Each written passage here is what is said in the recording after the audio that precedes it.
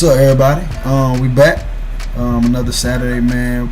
I'm dealing with the series of self-inventory, the Selfie Series. This is the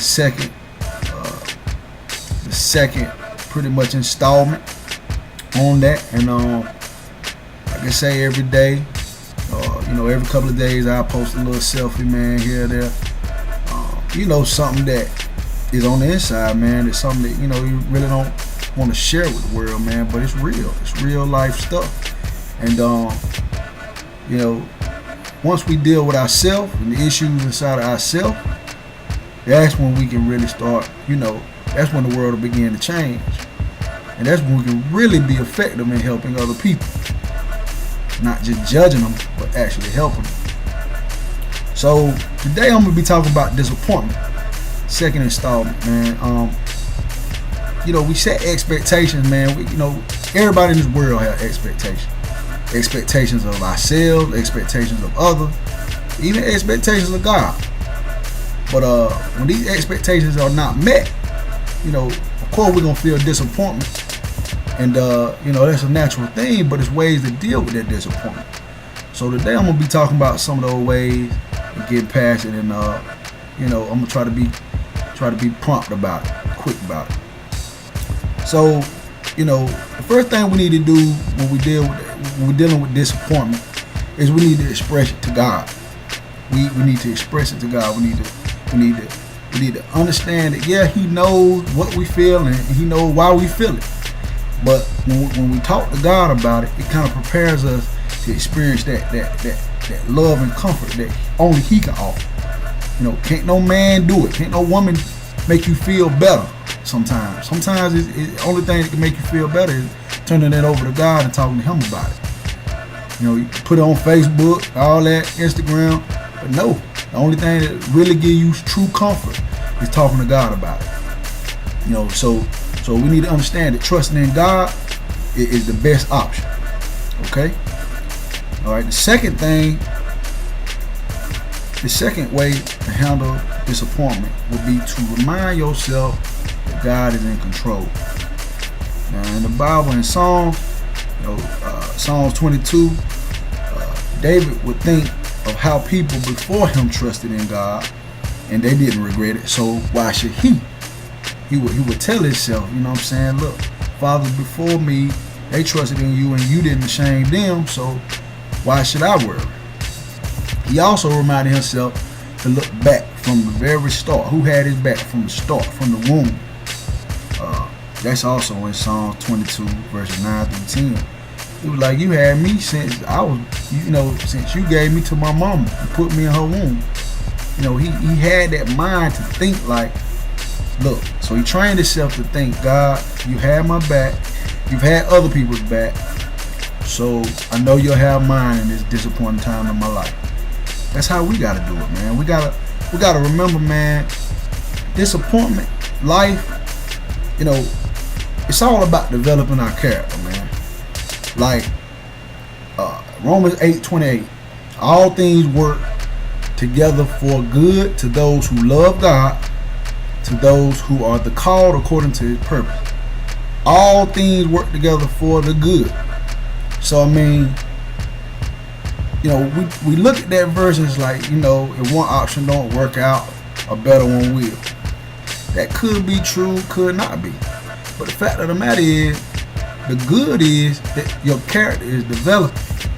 And the reason why I say that's the most important thing about it, it's not about the desire being met or the expectation being met. It's about the fact that your character is developed.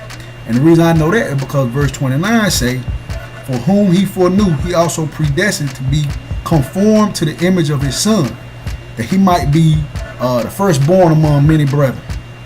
So, yeah, Jesus is God, yes, but in reference to that scripture, it's kind of like Jesus is like our big brother, and He may use disappointment to build our character, to conform to be more like Him, so we can walk in this world more like He did.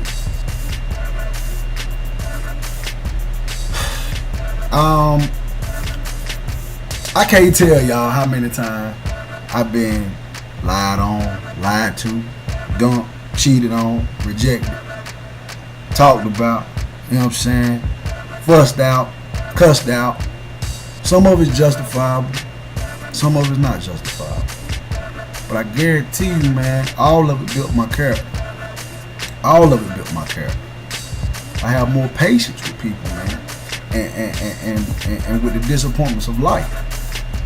And see, I don't want to send any retaliation to any of those people or anything like that, because you know what's the most important thing is something that I'm saying now, and people that hear me now talk about these things and say, okay, I can find the hope to get through some of those same type things. That's the most important thing about it.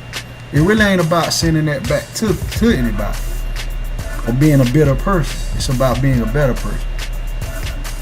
So another way to get through disappointment, you know, you ask God for new goals. When one get born and one get old or whatever, you know the desire has left you, ask God for another goal. Don't just sit there and just be bored with life. Redirect your focus. You know, Proverbs 13:12 say, hope deferred makes the heart sick, but desire fulfilled is a tree of life. You know, I was talking to a friend one time, man, and she was just like, man, I'm at a standstill. I'm just at a standstill. No, man. I mean, look at your life. Look at what you're doing in your life. Don't be at no standstill, man. It is more out there for you. I mean, she knew it was more out there for her, but she was just like, I'm just at a standstill. Like, look, man, look. You got a gift. You need to pray to God and ask Him how He wants you to use that gift, man. You know, and He will answer that prayer. You know, you ask Him for a new goal in life, something else to redirect your focus on, He'll give it to you. Because He don't want you to just stand and still. He ain't giving you a heartbeat to just sit there and not do nothing and lollygag. He wants you to be used for His purpose. That way, you know, all things will work together for the good in your life. What we got? Number 4, reaffirm God as your provider. When all else fails, you need to understand that God got it covered. And disappointment can remind us to put our hope fully in Him. Now, you all heard Philippians 4:13. I can do all things through Christ. All things through Christ that strengthen you. All things. You can do all things. Oh, my bills can't be paid. I ain't got enough money. I ain't got no food to eat in my refrigerator. Oh, I'm going through all this. I'm sick in bed. I got cancer. I got AIDS. Man, you can do all things through Christ. Strengthen. That's what that verse means. And verse 6-7 say, pretty much don't worry about nothing, but just pray about it. Pray about it, man, because the peace of God is going to come over you. It's going to protect your mind from the corrupt thoughts and the wrong influences, man. And help you focus on God's truth. Helps you focus on, you know, His word and what He say, and not all that other stuff. True sufficiency. And the last thing, man, number 5, just get over it and move on. Don't keep dwelling on it. Don't dwell on your disappointments and your failures and your past mistakes and all that. Do not dwell on that stuff. Get past it. Get over it. It's done. Isaiah 43:18-19 say, man, don't think about the former things or the old things. He's saying he gonna set forth some new stuff in your life. We sit here and we focus on it didn't go my way, it didn't, you know, disappointment, blah blah blah. No, man, that's why I say you can't sit here and say I don't expect anything. That way I'll be always happy. I don't expect anything from anybody. No, man, expectations are good. Just create new ones. Just create new ones and try to, you know, focus on those things. Pray for those things and have hope for those things. It'll happen. You know what I mean? Just don't give up. Don't sit there and just wallow in your disappointment. It's not good. It's not what He wants for your life, man. He creating new things for your life. and it's important that we know that. So again, disappointment is not a bad thing. We all have to go through it. Life is life. However,